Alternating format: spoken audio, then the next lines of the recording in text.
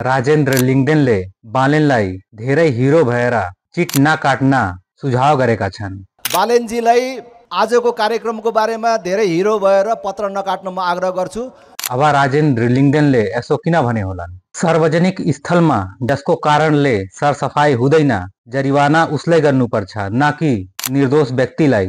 यही चैत 15 गते दुर्गा परसाईले तिनकुनेमा आयोजना गरेको कार्यक्रम सुरु नहुँदै झोले प्रहरीले राष्ट्रगान बजिरहेको बेलामा आश्रु ग्यास र बुलेट गोली प्रहार गरेको छ र कार्यक्रमको सञ्चालकलाई पक्राउ गरेर थुनामा हालेको छ।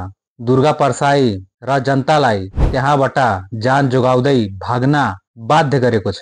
करिब 22 जनालाई गोली लागेको छ र अन्य घाइते भएको छन्। के यो सब कुरा बालेनलाई थाहा नभएको हो?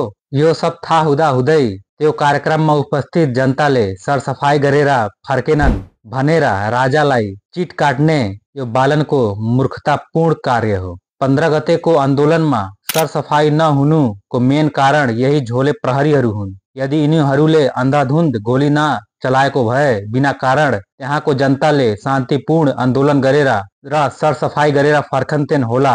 जरिवाना नै गर्ने हो भने जरिवानाको चिट्ठी प्रहरी कार्यालयमा बुझाउनु पर्थ्यो। प्रहरीमाथि जरिवाना गर्ने ठाउँमा बालेनजीले दुर्गा परसाई वा राजालाई चिट काटेकोले गर्दा 26 गतेको कार्यक्रममा राजेन्द्र लिङ्गदेनले धेरै हिरो पल्टी जरिवाना नगर्न अनुरोध गरेका मात्र हुन्। हाम्रो देशको राजधानीमा आजभोलि धेरै आन्दोलनहरू भइरहेको छ र फोहोर गर्ने क्रममा बालेनजीले पार्टीहरूलाई जरिवाना गरिरहेका छन्। राप्रपाले यही चैत 26 गते काठमाडौँभित्र भव्य रूपमा आफ्नो कार्यक्रम गर्यो र कार्यक्रम सकाएपछि राप्रपाको कार्यकर्ताहरूले सरसफाई गरेर जानुभयो। यदि कार्यक्रम चलिरहेको बेलै प्रहरीले आँसु ग्यास वा गोली प्रहार गरेको भए के कार्यक्रममा उपस्थित भएका जनता वा कार्यकर्ताले सरसफाई गरेर घर फर्कने वातावरण हुन्थ्यो? हुँदैनथ्यो।